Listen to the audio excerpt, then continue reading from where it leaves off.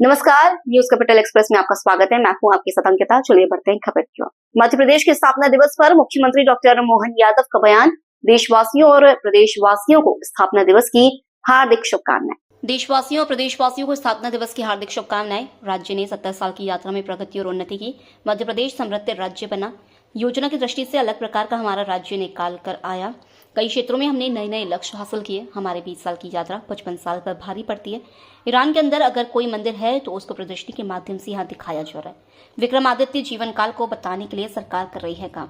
प्रदेश के अतीत को भी बताने का प्रयास प्रदर्शनी के माध्यम से किया जा रहा है। सभी गौरवशाली मध्य प्रदेश के अतीत को देखें। देश के साथ कदम से कदम मिलाकर मध्य प्रदेश ऐसे चल रहा है, उसकी लघु प्रदर्शनी यहाँ दिखाई दे रही है। युवाओं को रोजगार देने पर, प्रमोशन देने पर सरकार काम कर रही है। पूर्व प्रधानमंत्री अटल बिहारी के जन्मदिन तक प्रदेश में कई विकास के काम किए जाएंगे। हम उद्योग और रोजगार वर्ष मना रहे हैं। आज देव दिवाली है। मेरी अपनी ओर से सभी को देव दिवाली की बधाई। संस्कृति धाराओं को विकसित करने का काम कर रहे हैं। कल विक्रमादित्य के महानाट्य का मंचन होगा। मध्य प्रदेश के स्थापना दिवस की पूरे प्रदेशवासियों को, देशवासियों को बधाई।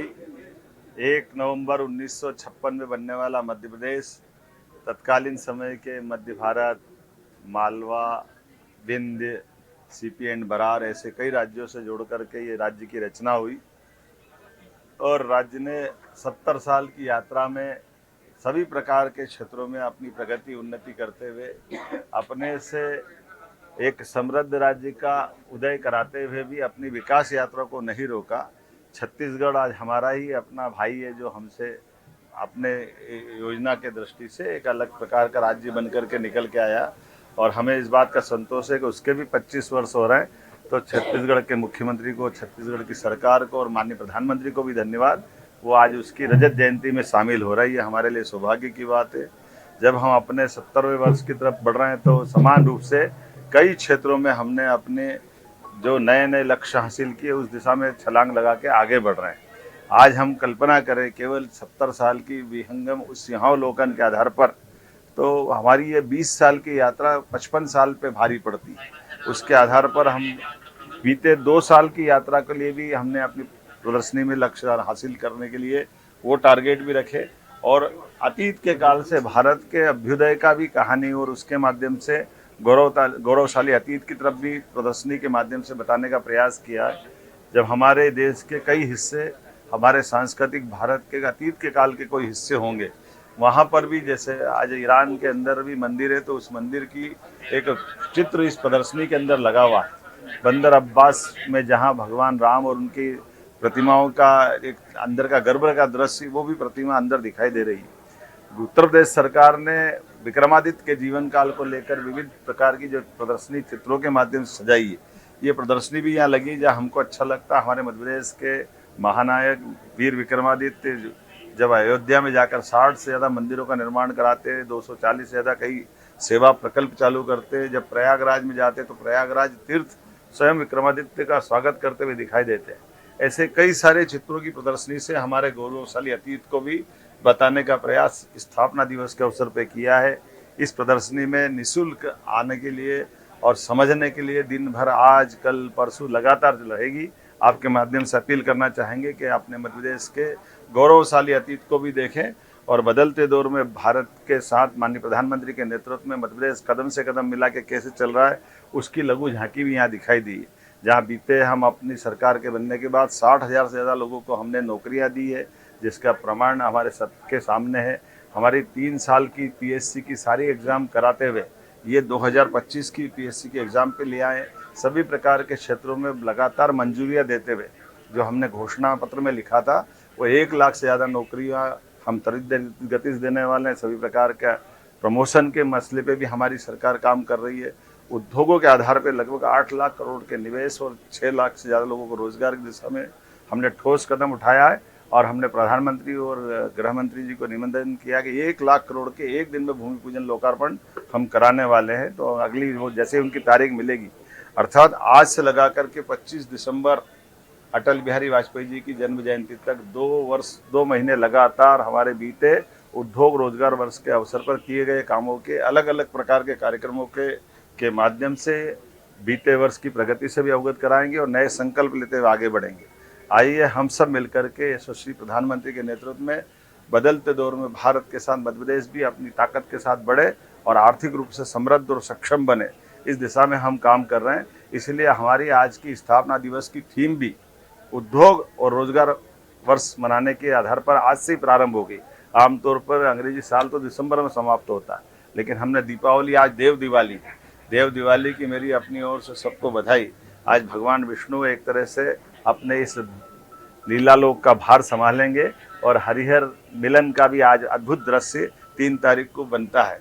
ऐसे में हमने अपने पूरे प्रदेश के अलग अलग आदिवासी अंचलों के वादकों के साथ सुबह ये प्रदर्शनी का शुभारंभ किया है, जो अपने नैसर्गिक सौंदर्य के आधार पर वहाँ की प्राकृतिक व्यवस्था में अपने सभी वाद्य यंत्रों से अपनी सांस्कृतिक धारा को भी मजबूत कर रहे हैं। कल्चर डिपार्टमेंट अपने इस स्थापना दिवस के साथ आज के कार्यक्रम के अलावा कल और परसों विक्रमादित्य महानाट्य का मंचन भी करेगा, जब मध्य प्रदेश के ही बच्चे अपने इस महानाट्य की प्रस्तुति देते हुए गौरवशाली अतीत का विक्रमादित्य काल को जीवंत करते दिखाई देंगे। वाकई वो अद्भुत अवसर रहेगा। मेरी अपनी ओर से संस्कृति विभाग को बधाई, मैं माननीय विधायक पूर्व प्रोटेम स्पीकर रामेश्वर शर्मा जी को बधाई दे रहा हूँ, महापौर मालती राय जी को बधाई दे रहा हूँ, सभापति किशन सूर्यवंशी जी और ये इस पूरे आयोजन के सूत्रधार कल्चर डिपार्टमेंट के मंत्री माननीय धर्मेंद्र सिंह जी को बधाई। और आज ही के दिन यहाँ से हम अपने कालिदास समारोह का शुभारंभ भी होगा। कालिदास समारोह विक्रमादित्य की नगरी में कई साल से अंतर्राष्ट्रीय स्वरूप लेके आगे बढ़ रहा है, तो एक साथ कई मोर्चों पे कई प्रकार से हम काम कर रहे हैं। मुझे इस बात का संतोष है कि बदलते दौर में जिस प्रकार से सांस्कृतिक अभ्युदय हो रहा है, उसकी लघु झांकी के साथ नए विकास के नए संकल्प से हम लगातार आगे बढ़ते रहेंगे। 1-2 घोषणा आज और दिन में होने वाली, उसका इंतजार करें। बहुत बहुत धन्यवाद। भोपाल के हाई सिक्योरिटी जोन राजभवन के पास एमपी ऑनलाइन के शॉप संचालक पर फायरिंग करने वाले आरोपी को पुलिस ने मुरैना से गिरफ्तार कर लिया है। पुलिस ने उसकी मदद करने वाले 2 लोगों को भी गिरफ्तार किया है। पुलिस ने आरोपी के पास से लाइसेंसी बंदूक भी बरामद की है। एडिशनल डीसीपी गौतम सोलंकी ने बताया, फाइन एंक्लेव बीमाकुंज कुलडा निवासी गोपाल विजयवर्गीय राजभवन के पास रोशनपुरा में Shri Shyam online and e ticket नाम से शॉप चलाते हैं। 24 अक्टूबर की शाम गोपाल का बेटा श्याम विजयवर्गीय दुकान पर बैठा हुआ था, तभी आरोपी दीपेंद्र गुर्जर आया और क्यूआर कोड में 30,000 रुपए की रकम ट्रांसफर करने के बाद विवाद करने लगा। आरोपी ने रकम को अपने खाते में ट्रांसफर करा लिया, लेकिन कैश देने में आनाकानी करने लगा। बार बार रकम मांगने पर उसने दुकानदार पर फायर कर दिया। आरोपी दीपेंद्र गुर्जर भाजपा नेता लोकेंद्र सिंह गुर्जर का ड्राइवर है। आरोपी दीपेंद्र को पकड़ने के लिए पुलिस की 4 टीमें लगी हुई थी। पुलिस ने घेराबंदी कर मुरैना से दीपेंद्र को गिरफ्तार कर लिया है। साथ ही फरारी के दौरान उसकी मदद करने वाले साहिब सिंह और देशराज सिंह को भी गिरफ्तार किया है। एडिशनल डीसीपी गौतम सोलंकी ने बताया कि आरोपी दीपेंद्र ने लोकेंद्र सिंह गुर्जर की लाइसेंसी बंदूक से फायर किया था। इस मामले में शस्त्र लाइसेंस की शर्तों का उल्लंघन किया है, इसलिए उनके खिलाफ भी कार्रवाई की जा रही है। देखिए, दिनांक 24/10/25 की घटना है। रोशनपुरा चौरा थाना रहा है, इस क्षेत्र अंतर्गत एक सनसनीखेज वारदात एक व्यक्ति द्वारा कियो संचालक से ऑनलाइन उस पर डलवाकर उसमें फिर उसको पैसा नहीं देना और पैसे मांगने पर जो फरियादी है उसने अपना जो पैसा ऑनलाइन डलवाया था उसको पैसा मांगा, उस पर से जो अज्ञात आरोपी है इसने फायर करके वहां से फरार हो गया। तत्काल मौके पर वरिष्ठ अधिकारी डीसीपी महोदय और हम लोग वहां पर पहुंचे और उसके बाद इसकी इन्वेस्टिगेशन शुरू हुई। एसीपी जो मनीष भारद्वाज हैं, एमपी नगर एसीपी आईपीएस है, इनके नेतृत्व में एक टीम बनाई गई और इसमें पता रसीदी तो सर्वप्रथम ये इसमें जानकारी मिली कि जो एक लोकेंद्र गुर्जर करके है, उसका जो ड्राइवर है दीपेंद्र गुर्जर, उसके द्वारा युक्त घटना कारित की गई है। इसमें लगातार हमारी टीमें बनाकर इसमें आरोपी की पता रसी के प्रयास किए गए।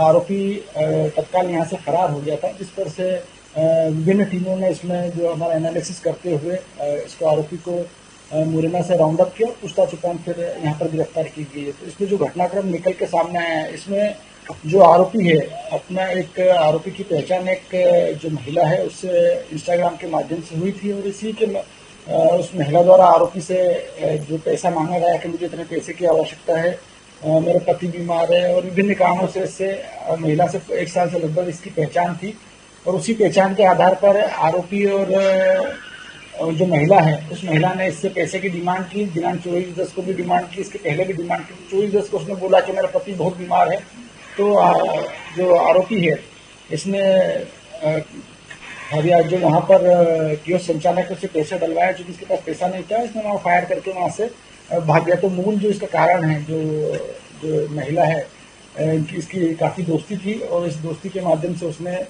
एक तो घटना पारित करके वहाँ से फिर फरार हो गया। तो इसमें महिला को भी आरोपी बनाया गया। और जब आरोपी यहाँ से फरार होने के उपरांत इसने अपने जो दो अन्य साथी है, एक साहेब सिंह गुर्जर है और एक देशराज है, जो वेपन है साहेब सिंह के माध्यम से इसने देशराज गुर्जर के यहाँ छिपाया था, उसको भी बरामद करके विधिवत जब्त किया गया है और उनको भी आरोपी इसमें बनाया गया है। बिल्कुल, इसमें चूंकि जो जिस तरीके का अपराध हुआ है, अपराधी कोई भी हो सकता है, तो उसमें जो भी विधि संगत कार्रवाई है वो हमारे द्वारा इसमें की गई है। इसमें मुरैना के पास के जंगलों से इसको पकड़ा गया है। डोमरोली करके एक जगह है, उसके पास से इसको पकड़ा गया है। सरेंडर करता तो कर देता, क्योंकि महिला की भूमिका है इसमें। चूंकि महिला की पहचान 1 वर्ष पूर्व जो आरोपी है दीपेंद्र गुर्जर, इससे 1 वर्ष पूर्व इंस्टाग्राम के माध्यम से हुई थी। फिर उसी दौरान इनके द्वारा मोबाइल नंबर का आदान प्रदान किया गया और उनकी बातचीत होने लगी। महिला द्वारा, चूंकि महिला कुछ काम करती थी और उसने कर्ज ले रखा था, तो आरोपी से लगातार वो पैसे की डिमांड करती थी। घटना दिनांक को भी महिला द्वारा आरोपी से पैसे की डिमांड की गई और उसने बताया कि मेरा पति बहुत बीमार है, ऐसा बोलते हुए इससे आरोपी से पैसे की करीब 22,000 रुपये से आरोपी से मांगे थे। पूरे मामले में देखी गई है कि अगर एक आरोपी जो है वो धारदार हथियार के साथ निकलता है, पिस्टल के साथ जाता है, रेलवे स्टेशन जैसी जगहों से वो निकलता है, तो क्या ऐसे जगहों को चिन्हित नहीं किया जाता है पुलिस के द्वारा? चूंकि आरोपी जो है 4 व्हीलर वाहन से था और लगातार हमारी टीमें इसमें सक्रिय थी और आरोपी को, चूंकि घटना करते ही आरोपी वहां से निकल गया, विदिन 10 मिनट्स आरोपी वहां से फरार हो गया। तो लगातार इसमें हमारी टीमें लगी और आरोपी को राउंड अप किया गया। इसमें आर्मी वाले महिला की क्या भूमिका है? महिला की भूमिका मैंने बताया ना, महिला घटना उसने नहीं की, लेकिन जो घटना का पैसा है वो महिला ने अपने खाते में डलवाया और महिला लगातार इससे पैसे की डिमांड करती रही थी और इसी के कारण से उसने अपराध कारित किया। इसको ब्लैकमेलिंग नहीं बोलेंगे, क्योंकि महिला की इससे अच्छी दोस्ती थी और उसी दोस्ती की आधार पर इसने, महिला ने इसको इमोशनली ब्लैकमेल करते हुए ये बोल सकते हैं कि इमोशनली उसने उसको बोला कि मेरा पति बीमार है और झूठ बोलते हुए उससे पैसा मांगना था।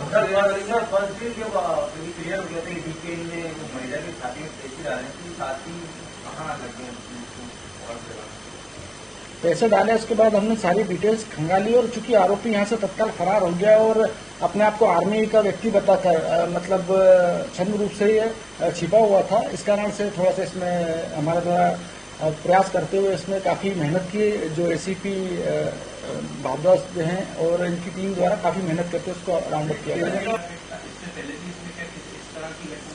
नहीं, इसका पूर्व कोई आपराधिक रिकॉर्ड नहीं है अभी तक। जो हमारे द्वारा इसमें आपराधिक रिकॉर्ड तलाश किया गया, इसमें आरोपी का कोई आपराधिक रिकॉर्ड नहीं है। सर, ये बोल रहा है कि जिस नंबर पे पैसे जो है डाले गए थे, उस नंबर को पकड़ने में चार्ज कैसे नंबर से ट्रेस तो घर का एड्रेस सबको बताओ। तो उसमें जिसमें पैसे ट्रांसफर हुए थे उसके आधार पर हमारे द्वारा पता किया गया कि किसके नंबर पर ट्रांसफर हुए, तो उसके आधार पर जो महिला है उसके अकाउंट में पैसा ट्रांसफर होना पाया गया। महिला से पूछताछ की, क्योंकि आरोपी ने, घटना के बाद आरोपी ने महिला से संपर्क बंद कर दिया था। उसके बाद फिर जब हमारे द्वारा जो सीसीटीवी फुटेज मुरैना और ग्वालियर जिलों में जाकर वहां पर सीसीटीवी फुटेज खंगाले गए, उसके आधार पर फिर आरोपी की पताराशी की गई। इसमें मध्य प्रदेश में बेमौसम बारिश और अतिवृष्टि ने किसानों की कमर तोड़ दी है। दतिया जिले में सैकड़ों एकड़ खेतों में खड़ी फसलें पानी में डूब गई और भारी नुकसान हुआ है। दतिया जिले में सैकड़ों एकड़ खेतों में खड़ी फसलें पानी में डूब गईं और भारी नुकसान हुआ है। किसानों की परेशानी को देखते हुए प्रदेश के पूर्व गृह मंत्री डॉक्टर नरोत्तम मिश्रा रविवार को अल्प प्रवास पर दतिया पहुंचे और प्रभावित क्षेत्रों का दौरा किया। डॉक्टर मिश्रा ने इस दौरान किसानों से सीधे संवाद कर उनकी समस्याओं को सुना और खेतों में जाकर फसलों की स्थिति का जायजा लिया। उन्होंने मौके पर मौजूद राजस्व और कृषि विभाग के अधिकारियों से कहा कि सरकार की मंशा के अनुरूप सर्वे रिपोर्ट तत्काल तैयार कर पीड़ित किसानों को शीघ्र राहत राशि दी जाए। डॉक्टर मिश्रा ने कहा कि किसान प्रदेश की रीढ़ है और उनके साथ किसी प्रकार की लापरवाही बर्दाश्त नहीं की जाएगी। गौरतलब है कि डॉक्टर मिश्रा इन दिनों बिहार चुनाव में मुजफ्फरपुर, बोचहा सहित कई विधानसभाओं के प्रभारी और पिछले 1 माह से लगातार बिहार में चुनावी गतिविधियों में व्यस्त हैं। इसके बावजूद उन्होंने समय निकालकर अपने क्षेत्र के किसानों की सहायता के लिए दतिया का दौरा किया। माननीय मुख्यमंत्री जी, प्रदेश अध्यक्ष जी लगातार चर्चा कर रहे हैं किसानों की स्थिति के बारे में। मैं स्वयं भी आज एक एक खेत पे जाने की मैंने कोशिश की। बहुत ज़्यादा नुकसान हुआ है। पूरी भारतीय जनता पार्टी का एक एक कार्यकर्ता, हमने सबसे कहा भी है कि सभी गांवों में जाए। आज माननीय मुख्यमंत्री जी से मैं बात करने वाला हूं, उन्होंने सर्वे के आदेश दे दिए। समस्त अधिकारीगण, कर्मचारीगण आज से ही एक एक जगह पे पहुंच जाएंगे और इस आपदा विपत्ति की घड़ी में सब एक साथ हैं। किसान की आंख में आंसू नहीं आने देंगे। पूरी सरकार साथ खड़ी है।